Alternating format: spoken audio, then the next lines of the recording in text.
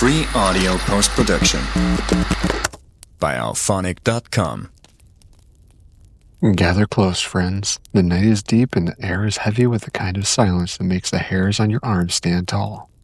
Tonight's story comes from the wooded backroads of Prince George's County, Maryland, a place where teenagers once whispered in cars, where hunters set their traps, and where people swore they heard something not of this world. This is the story of the Goatman. If you travel down Fletchertown Road, you'll notice how the trees grow tall and close together, their branches tangling overhead like hands trying to choke out the moonlight. For decades, locals have told each other to avoid the area after dark. They'll tell you it's because of what lurks there. A towering figure, half man, half goat, with the curved horns of the devil and eyes that burn red like coals.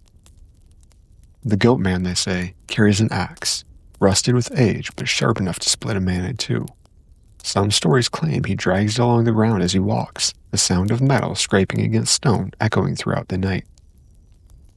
Others insist he doesn't need it, for his sheer strength is enough to tear apart deer or people. And yet, like all legends, the Goatman's story is tangled in rumor, tragedy, and perhaps even science. One version of the tale begins at the Beltsville Agricultural Research Center, a real government lab just outside D.C. It's whispered that a scientist there was experimenting on goats, attempting strange crossbreeding and gene splicing long before such things were even known to the public. The idea, some say, was to make hardier livestock, creatures that could withstand disease or produce more food. But something went terribly wrong. One night, under the sterile glow of fluorescent lights, an experiment backfired. Whether it was a chemical mishap, radiation exposure, or something darker, the scientist himself was transformed. As humanity twisted, his bones reshaped. He grew the horns of a ram, his face stretched into a bestial snout, and coarse hair erupted across his body. The man was gone. In his place stood a monster, enraged, confused, and hungry. He fled the lab, vanishing into the woods, and ever since, sightings of a half-man, half-goat have plagued Prince George's County. But the Goatman isn't just a figure in shadow. His story is drenched in violence.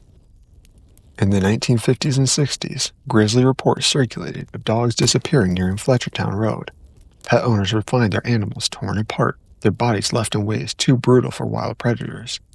The locals whispered that it was the Goatman, feeding his fury on household pets.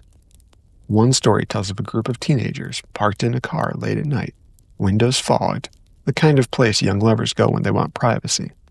But instead of romance, they heard scratching, long, deliberate claws against a car door. Then came the sound of breathing, deep, animalistic, right outside the window. When one of them dared to look, they swore they saw it, a horned goat head glaring with red eyes. The teens screamed, and the car roared to life as they fled. But when they stopped, they saw their door was gouged with deep, curved scratches. It wasn't just a ghost story. Something had truly been there. Not all tales paint him as a science-born monstrosity. In some versions, the Goatman is no experiment at all, but rather the spirit of an axe murderer, a madman who once stalked the backroads of Maryland. After his death, his soul could not rest, and he returned in the form of a twisted, goat-headed beast. In these stories, he waits by the roadside, axe in hand, ready to slaughter anyone foolish enough to stop. He hunts teens making out in cars, hitchhikers wandering too far alone, or those unlucky enough to break down on a lonely stretch of road.